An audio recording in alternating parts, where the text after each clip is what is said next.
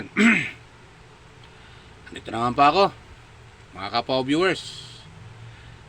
Hayaan nyo muna pati ko kayo ng Happy New Year sa inyo lahat. Andito na tayo, New Year na tayo ngayon. Okay? Welcome po sa aking YouTube channel, Randy Channel. Pag-subscribe, like, and share, comment dito sa aking video upload. Okay? At hayaan nyo muna pati ko kayo ng magandang umaga, magandang tanghali, magandang gabi sa inyo lahat. Sana po nasa mabuting kalagayan at malayo sa karamdaman. Lalong-lalo na yung mga OFW natin dyan sa abroad.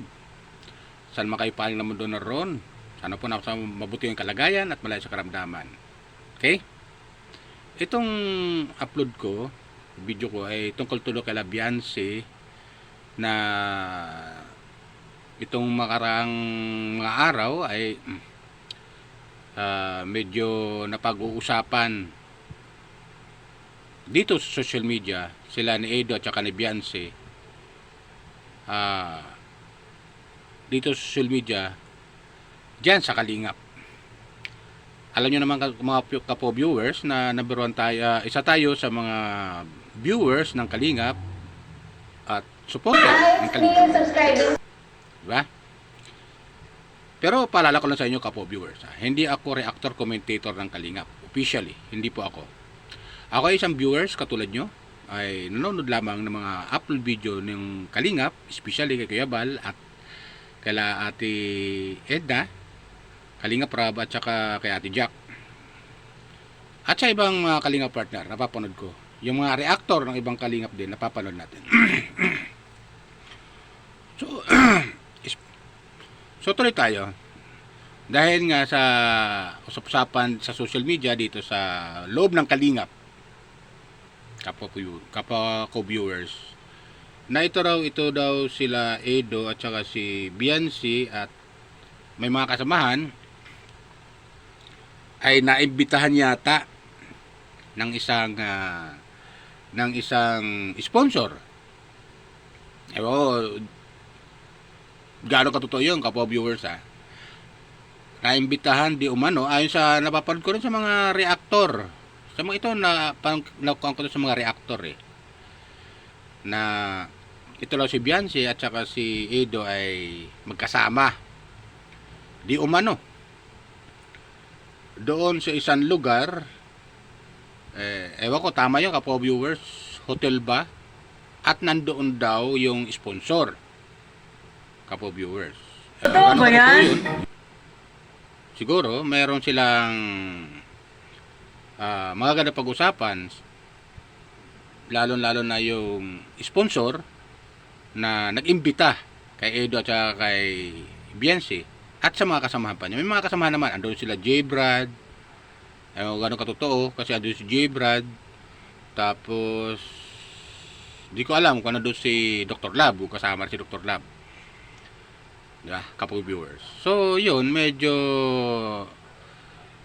nag-iingay-ingay sila ngayon sa social media regarding nga sa dalawa dahil ito raw si Edo ay nakipagkita doon sa sponsor, gaano katotoo, di umano, nakipagkita di umano doon sa sponsor, nakasama si Beyonce at doon daw sa isang kwarto. Gaano katotoo yung kapwa viewers ito ay napapag-usapan lang naman nila. Kaya bilang isang viewers ay magko-comment ako. Yun nga, nakita nga raw kasama pumunta nga raw sa isang kwarto at andun nga raw daw si Erica na kapwa ko viewers, kung matatandaan natin si Erica ay dating kalab team ni Edo sa Kalingap nung hindi pa umaalis umaalis sila Erica sa Kalingap at saka yung ate niya, di ba ganun yan kapwa viewers?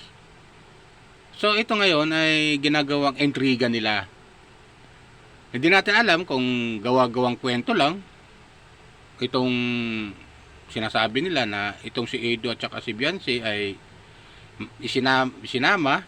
nagsama doon sa pagkipag-usap sa pagkita doon sa isang sponsor at kasama nga si J. Brad at saka yung iba pa kapwa viewers. Hindi natin alam kung gawa-gawang kwento lang nila, ay sinisiraan lang itong mag-love team kasi sa totoo lang kapwa viewers, ito si Beyonce ay napakabait na bata at saka si Edo. Kaya hindi malayo na pwedeng siraan itong mga baser na mga inggit na inggit sa kanila. Di natin alam kung totoo yun.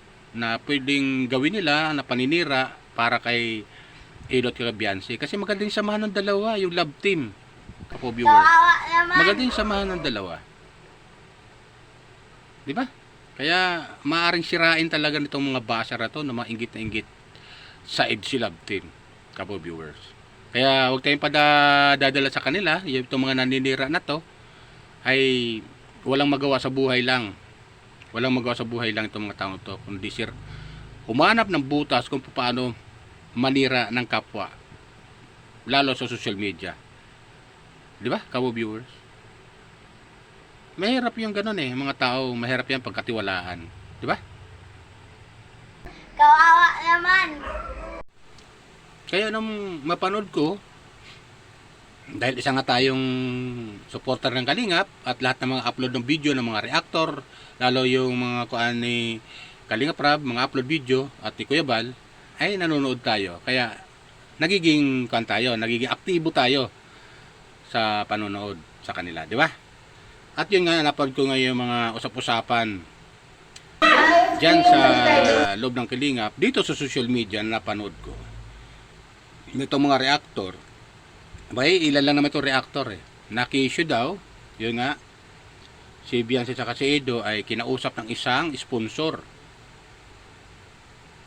Di umano, doon sa isang sponsor, di umano, doon sa isang hotel na hindi natin alam kung saan yun, na pwedeng gawan nilang kwento At nandun daw si Erica na anong gusto lang palabasin?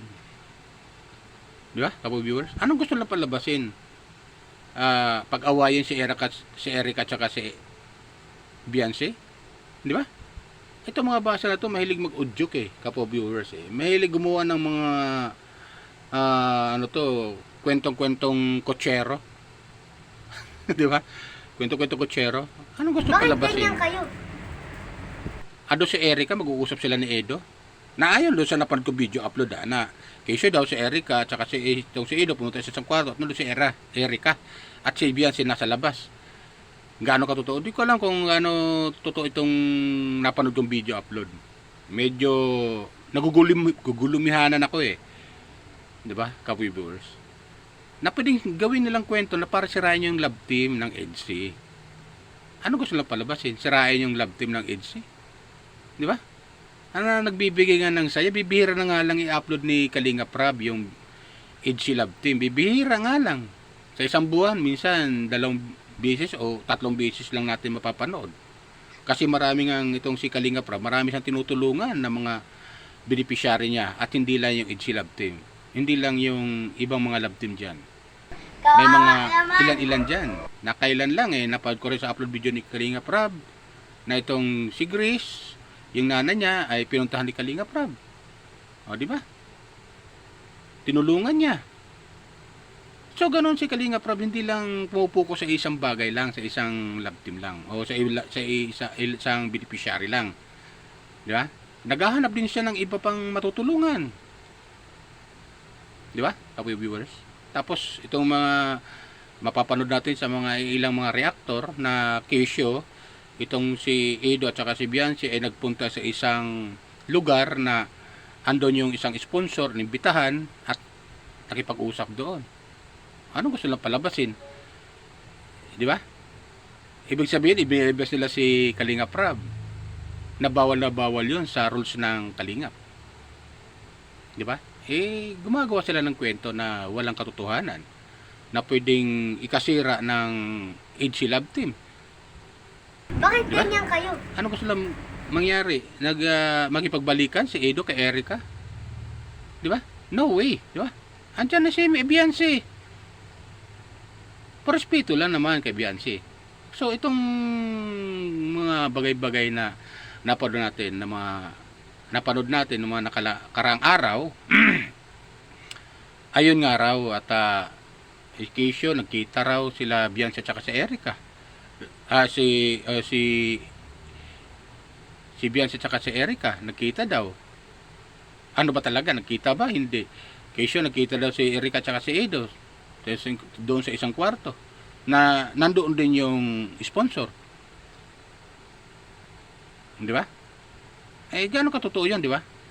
So, So, ito ay gawa-gawang kwento lang. O may pag-usapan lang. Di ba? Pwede mangyari yun na gawa-gawang kwento na pwede pag-usapan. Di ba? Totoo ba yan? Ano to, Edgy Love Team. Hindi na kailangan kasi ang Edgy Love Team talagang malakas talaga. Sa totoo lang, malakas talaga ang Edgy Love Team. Malakas sila. Malakas yung hatak ng Edgy Love Team sa mag-love team kala Edgy. Di ba? Yung mga supporter nakatutok sa Edgy Love Team. Pati mga sponsor. O, di ba? Kapo viewers. Pwedeng gawa ng kwento na walang kabuhay-buhay eh. Yung mga gumagawa ng intriga dyan.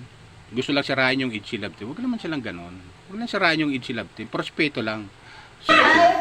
At saka ligat na rin. Huwag silang ganon. Kaya itong napapanood ko mga reactor, di ko alam kung gawa-gawang kwento lang nila. Comment lang kayo kapo viewers, ako totoo yung sinasabi ko.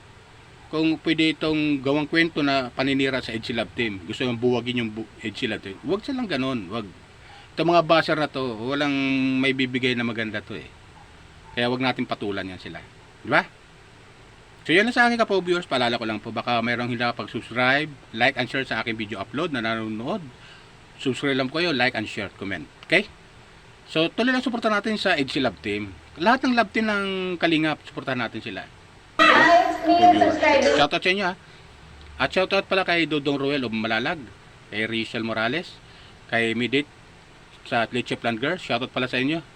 Lahat ng supporter, shoutout sa inyo na nanonood. Pugong Biyahero, viewers, welcome po kayo sa aking YouTube channel. Shoutout po sa inyo. Daddy Frankie viewers, Katekram, at saka business, welcome po. At Happy New Year sa inyo lahat. Okay? Yan lang po. Bye. Ingat po tayo lagi. Pagpalain po tayo ng pamay kapal.